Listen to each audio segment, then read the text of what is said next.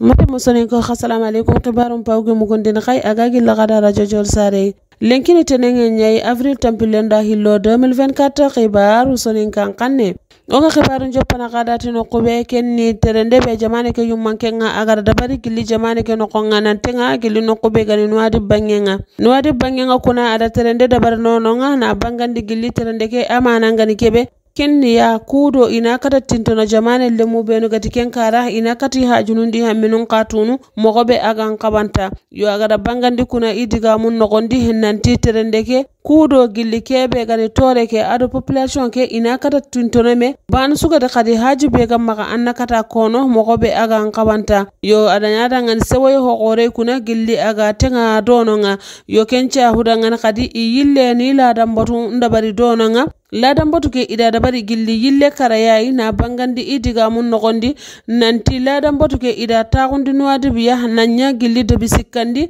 jamane ke nogonga iga kata tagunu ila dan botunga anay nuakshot nogon peti yo kempalle iga da bangandi diga mun nogondi nanti roso ado nema dangi halle nuwadi biya nya debi sikkandi gilli jamane ke nogondi iga tagu ila dan botunga kempalle gilli ladan botuke kuna iga tagadi ministre nuku bani suka kata konno gollunga agima ga mogobe kempalle ida digamen kini gilli population ke ga soronga bani suka di tirindinde be gam maka katta gilli tore ke ankara tirindindi kempalle tirindundunga tirindi dumambe yo digamen ga katta ibenu ya bani suka kata digamunga adi jabi mogobe agatu kenkuna kwani kibaru be ga giroda gilli nokube gani nwadi bangenga hayke bi ona jokki kada kibaru benu go maka ayere ona tinga kada gilli nokube gani Senegal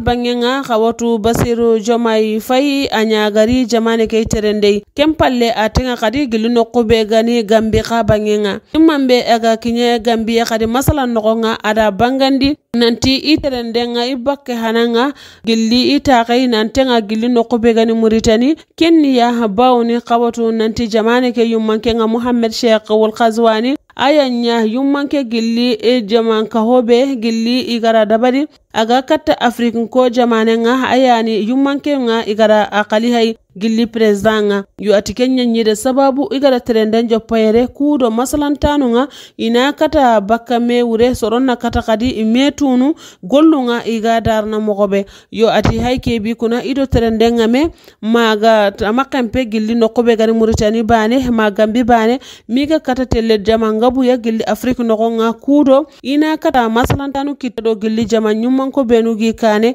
ado hakkele haraqiyada ado gilli aqaqu jamana ko hilli naganga mare mo sonin ko kwano kibaru depube lenki ogadi kitani mo gonde khay aga gilli khada radio jawol sare ibe gany kibarun kinna kay mama jarah o watne khada assalamu alaikum wa rahmatullahi ta'ala wa barakatuh kono fi amanillah.